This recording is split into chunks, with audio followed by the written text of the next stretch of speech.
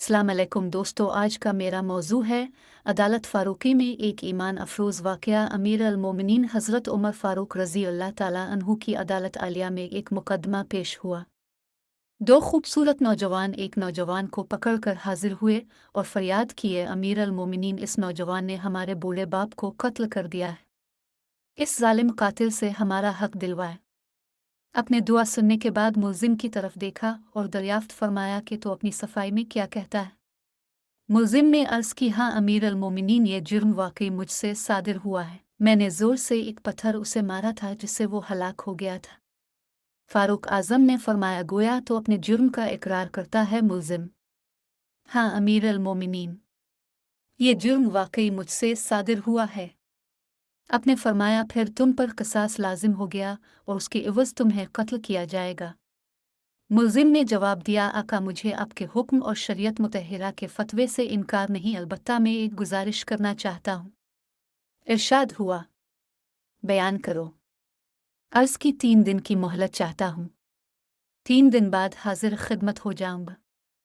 अजीम कायद ने कुछ देर सर झुकाकर सोचा, गौर के बाद सर ऊपर उठाया और फरमाया, अच्छा, कौन जामिन होगा तुम्हारा कि तुम वाकई वदा को वफा करने के लिए तीसरे दिन अदालत आलिया में हाजिर होकर खून का बदला खून से दोगे।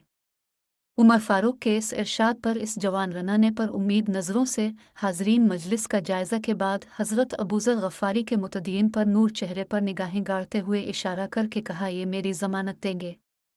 खिफ़ल रसूल ने उनसे दरियाफ्त फरमाया तो उन्होंने कहा, बेशक मैं ज़मानत देता हूँ कि नौजवान 3 दिन बाद तकमील क़िसास के लिए अदालत में हाजिर हो जाएगा।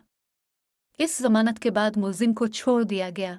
2 दिन गुजर गए और तीसरा दिन आ गया। जलील अल क़दर सहाबा और मुशीरान खिलाफत दरबार में जमा हुए। दोनों मुद्दई भी आ गए। हज़रत अबू ज़र गफ़ारी भी आ गए और मुल्जिम का बेकरारी से इंतज़ार होने लगा।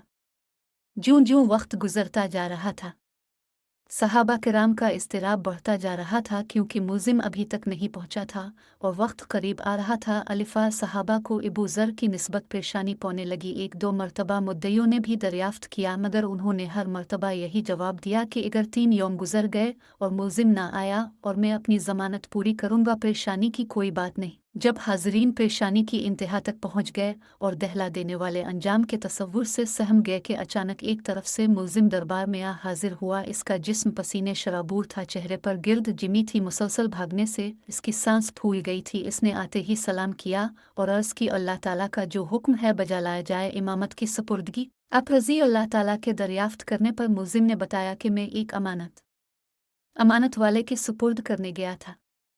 वाक़या यूँ है कि मेरा एक छोटा भाई है, वालिद फौत हो गया। मौत से पहले इसने मेरे पास मेरे छोटे भाई के लिए कुछ सोना रखा था और वसीयत की थी कि जब वो जवान हो जाए तो उसके सुपुर्द कर देना। मैं वो सोना उसके सुपुर्द करने गया था।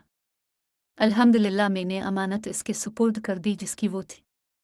अमीर अल-मोमिनीन रज़ी अल्लाह अन्हु ने अबू ज़र गफ़ारी रज़ी अल्लाह अन्हु से पूछा कि आपने ज़मानत क्यों दी थी, क्या ये आपका वाकिफ़ था?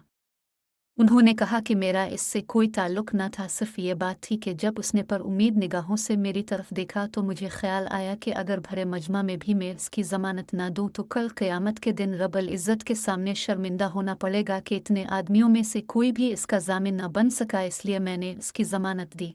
हालांकि मैं इसे बिल्कुल ना जानता था, ना मुझे ये मालूम है कि ये कहाँ रहता है। बस इसकी ज़ाहिरी शराफत ने मुझे यकीन दिला दिया था कि वदा का पक्का है और मैंने ज़मानत दे दी। ये बात सुनकर हाज़रीन महफिल अश्क आलूद हो गए। मुद्दइयों ने इल्तिजा की कि अमीर अल-मोमिनीन, हमने अपने बाप का खून मुआफ़ कर दिया।